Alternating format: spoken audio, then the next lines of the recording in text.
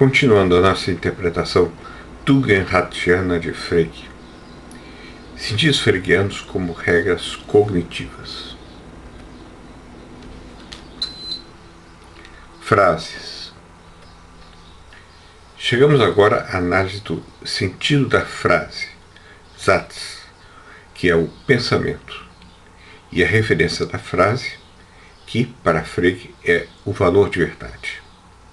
A identificação da referência da frase com seus valores de verdade é uma das coisas mais exóticas inventadas por Frege, dando luz a absurdos como a Terra é azul e 2 é um número par, tem a mesma referência. Todos os pensamentos verdadeiros têm a mesma referência, um objeto abstrato, o verdadeiro. E os pensamentos falsos também têm a mesma referência, que é o objeto abstrato, o falso. Ora, o status ontológico da referência do nome Terra é muito diferente do status ontológico abstrato da referência de a Terra é azul, que é o verdadeiro. O intérprete Anthony Kenny notou que Frege sequer menciona a possibilidade de que a referência da frase seja o fato, que seria o candidato natural.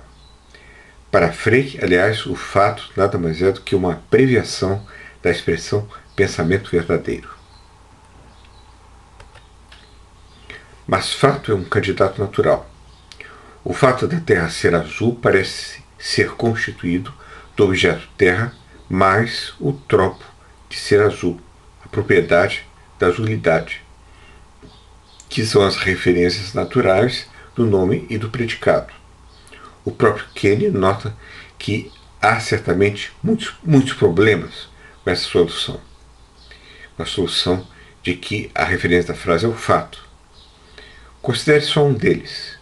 Pela lógica fregiana, se a referência da frase é o fato, ela deve ser aquilo que não se modifica quando mudamos os sentidos dos componentes, mas mantemos, ainda assim, as suas mesmas referências.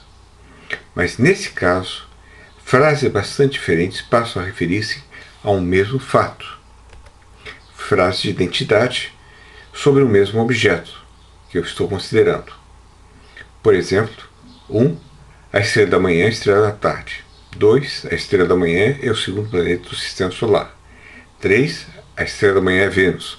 4. Vênus é o segundo planeta do sistema solar, etc. Tudo isso tem a mesma referência. Os termos singulares e o predicado relacional de identidade dessas frases têm as mesmas referências. Assim, 1, 2, 3 e 4, essas frases acima, devem se referir, no sentido fregiano, ao mesmo fato. Podemos sugerir que há um fato fundamentador para tudo isso. Mas o que é esse fato? Nós podemos descrevê-lo? Chegar a ele? Uma solução plausível seria o seguinte: o fato fundamentador é o descrito pela frase Vênus é Vênus. Vênus é o mesmo que Vênus.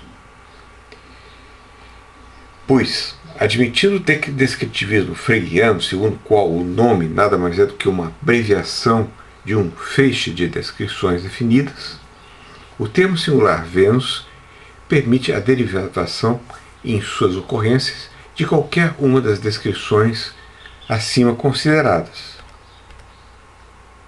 Da frase Vênus é Vênus, posso derivar da primeira ocorrência de Vênus a estrela da manhã. E posso derivar da segunda ocorrência o segundo planeta do sistema solar, já que são 2 maços de descrições definidas. Disso resulta a frase 2, a estrela da manhã é o segundo planeta do sistema solar.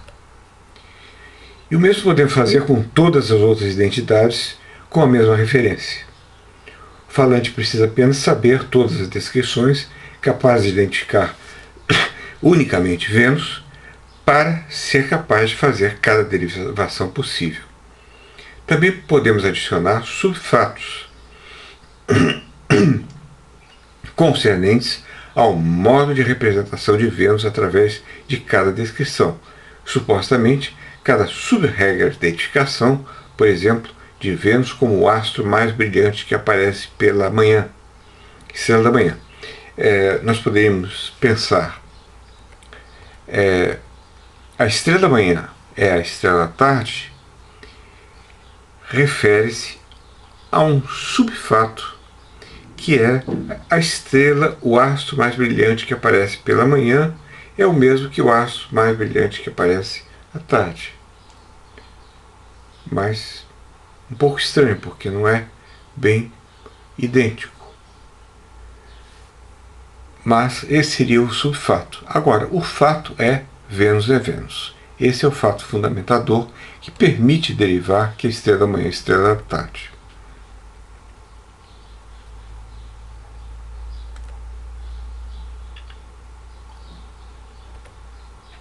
Finalmente, chegamos ao sentido da frase, o pensamento.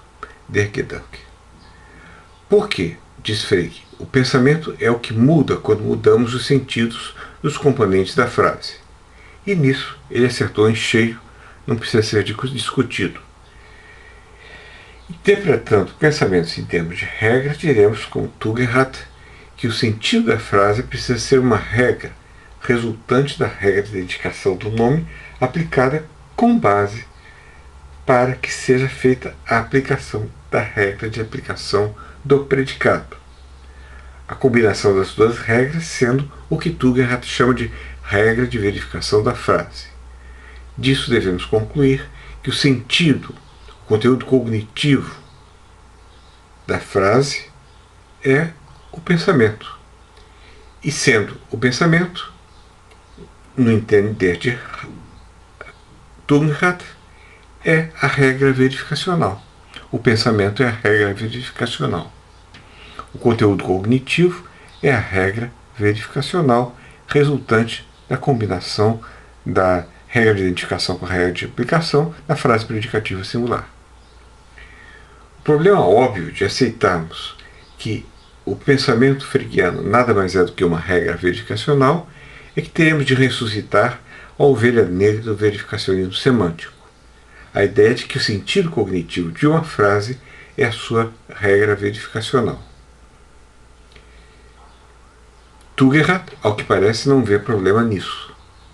Mas a maior parte dos filósofos da linguagem atuais vê nisso um problema insuperável. Mas pode ser que se trate apenas de uma ovelha branca pintada de preto.